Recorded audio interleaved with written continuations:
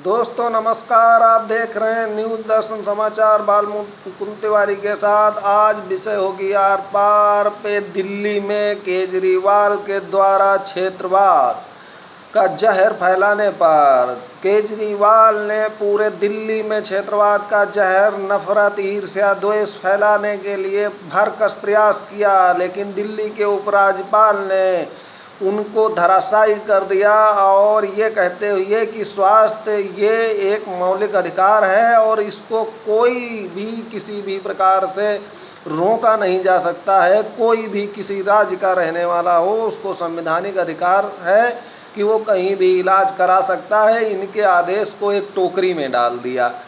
अब मामला आइए, आपको हम ये समझाने का प्रयास कर रहे हैं कि ये ऐसा किया क्यों और क्या ये अनजाने में हुआ है, जानबूझ करके हुआ है। तो आपको कुछ दिन पूर्व लेके चलते हैं कि देखा होगा कि दिल्ली से अचानक बिहार और उत्तर प्रदेश के मजबूर मजदूर लाखों के संख्या में पैदल चल रहे थे या वहाँ बस अड्डे पे एकत्र हुए थे। इसका मुख्य कारण क्या था कि इसने माइकों से रिक्शा पे लगवा करके एक प्रचार किया कि आपके उत्तर प्रदेश सरकार, बिहार की सरकारें जो है आपको लेने के लिए बसों को भेजा है, बॉर्डर पे खड़ी हैं, आप सब लोग जाइए। तो खुद अपना डीटी दिल्ली जो बस सेवा है वो लगवा करके बसों में भरवा करके मजदूरों को और यूपी के बॉर्डर पे छुड़वा दिया। लाखों में अफरा तफरी फैलवा दिया, असंतोष फैलवा दिया। चूँकि इसने खुद स्वीकार किया है कि मैं अर्बन नक्सली हूँ, तो ये नक्सली है, वास्तविक रूप से है, तो ये पूरा असर इसका वही है और विद्यमान है, दिखाता है। तो आपको देखना होगा कि इसको इसलिए किया कि उन लाखों मजबूर मजदूरों को खाना ना देना पड़े, भोजन ना देना पड़े, पानी ना देना पड़े, स्वास्थ्य सुविधाएं ना देना पड़े। और ये चूंकि करोड़ों रुपए दिल्ली की जनता की गाड़ी कमाई को अपनी सियासत चमकाने के लिए मीडिया को विज्ञापन के नाम पे पूरी दिल्ली की रकम लुटा दिया। अब दूसरी तरफ ये रो रहा है। इसकी रोने की बहुत पुरानी आदत है। नक्सलियों की अक्सर रोने की आदत होती है, भाई रो रहा, हमारे पास पैसा नहीं, मुझे 500,000 करोड़ रुपए भारत सरकार दे। और ये तुमको ये नहीं ये दिखाई पड़ रहा है कि आपको ये 500,000 रुपये करोड़, 600,000 करोड़ रुपए आप विज्ञापन के नाम पे देंगे इस महामारी कोरोना के उसमें संकट काल में। तो दूसरी तरफ क्या होता है कि आपको देखना होगा कि इसने एक ये कह दिया कि ऐसा है कि आप अस्पतालों को बेवजह नहीं जा सकते हैं इलाज का, आप घर पे ही अपना जो है स्वयं इलाज करिए। तो उसमें बड़ा इनकी किरकिरी हुई, बहुत अपमानित होना पड़ा।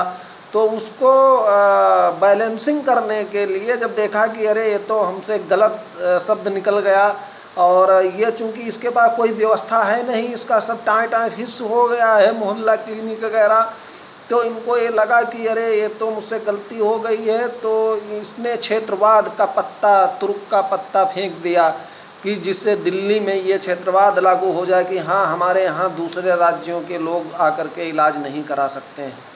लेकिन उसमें भी दांव उल्टा हो गया, चूँकि ये दिल्ली का रहने वाला नहीं, हरियाणा का रहने वाला है।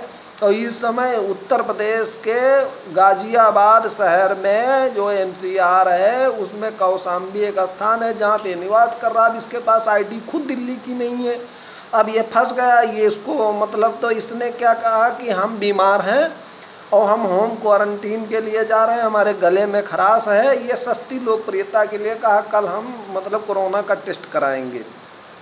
ये इतना जो है बकैत है, इतना झूठा है कि ये झूठ की इसने एक पराकाष्ठा। क्योंकि आपको याद होगा कि सबसे पहले ये कहा था कि हम व्यवस्था परिवर्तन चाहते हैं, तो व्यवस्था तो परिवर्तन कुछ हुआ नहीं, बाकी भ्रष्टाचार सिख से लेकर नख तक फैल गया।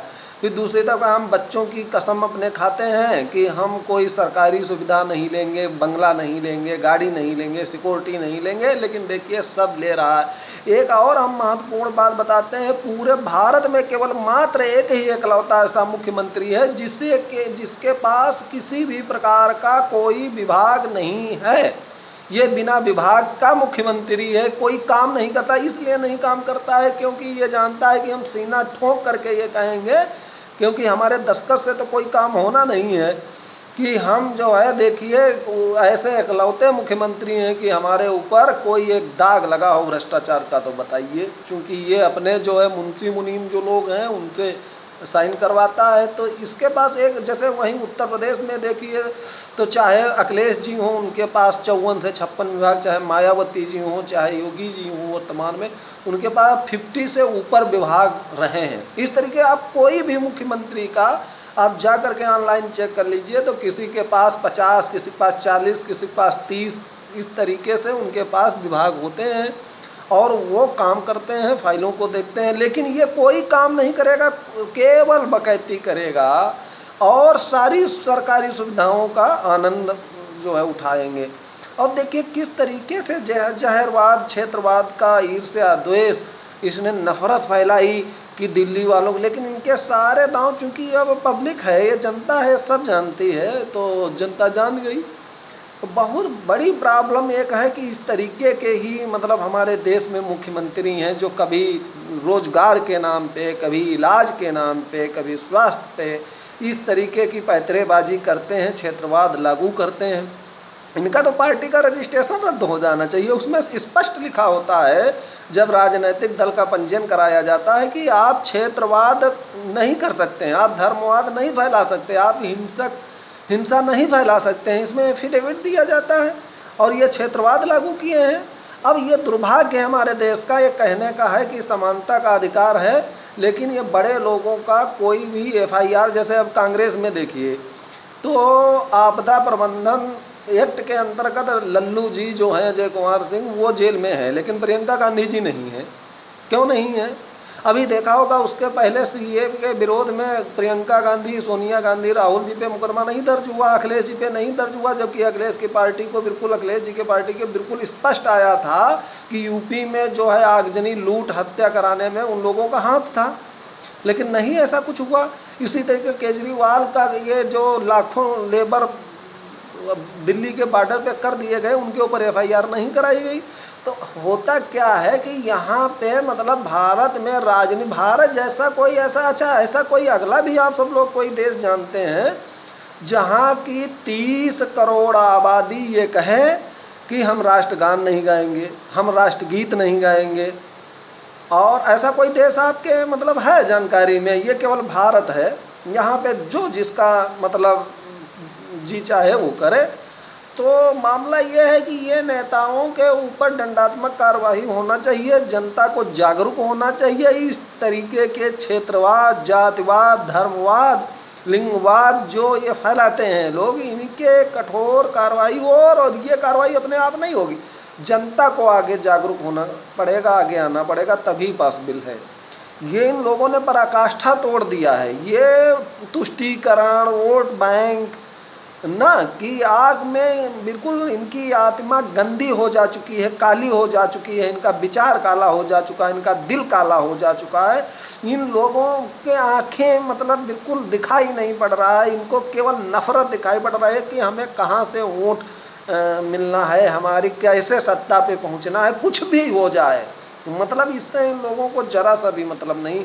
तो मित्रों ये ध्यान रखना पड़ेगा कि केजरीवाल ने जिस तरीके से लाखों लेबरों को अलाउंस करके मतलब यूपी के बॉर्डर पे निकाला, जिस तरीके से अभी क्षेत्रवाद लागू किया कि दिल्ली, तो अब आप सब लोगों को याद रखना चाहिए कि अभी ये केजरीवाल बिहार में आगामी चुनाव लड़ने आएगा। तो क्या आप सब लोगों का ये फर्ज नहीं बनता कि आप जवाब दें कि आप यहाँ चुनाव नहीं लड़ सकते, आपकी पार्टी यहाँ चुनाव में भाग नहीं लेगी बिहार में? इस तरीके का आपको करना होगा, करना पड़ेगा। अगर नहीं करेंगे तो ये नेता क्षेत्रवाद लागू करते रहेंगे, हम सब लोगों को इसी तरीके से अपमानित करते रहेंगे। ये पूरा का पूरा 130 करोड़ जनता का अपमान है, इसलिए हम सब लोगों को इसके लिए आगे आना होगा। इसी के साथ जय हिंद, जय भारत।